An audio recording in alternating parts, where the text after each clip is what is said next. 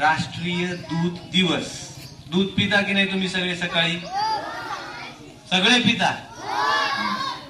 का पिता दूध तुम्ही? त्याच्यात काय तुम्हाला माहितीये का, काय काय असते दुधामध्ये आणि दूध का पिलं पाहिजे? कुठले अन्न घटक असतात माहिती का तुम्हाला? कुठले असतात सांगा बरं. एकाने हात वर करा आणि त्यांनी सांगा उठून. सांग मला, सांग सांग सांग सांग काय असते दुधामध्ये? नाही? आता मी सांगतो. कॅल्शियम. बरोबर आहे, एकदम करेक्ट उत्तर. आणखी अजून काय असते? Vitamin A. अजून बघा, दुधाला पूर्ण अन्न म्हणतात, पण दूध म्हणजे नुसतंच दूध पियायचं नाही.